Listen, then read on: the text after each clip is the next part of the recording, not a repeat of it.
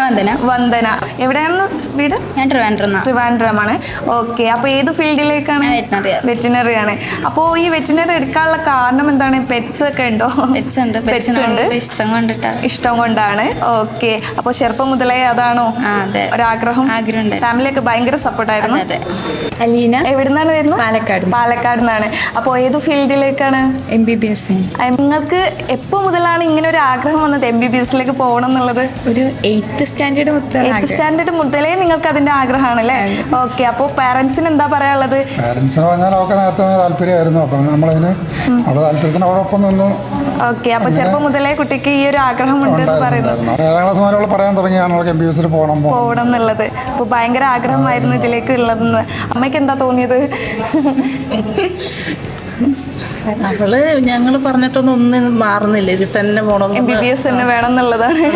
Okay. എന്തായാലും നല്ലൊരു ഇതിലേക്ക് എത്തട്ടെ എന്ന് ഞാൻ പറയാം.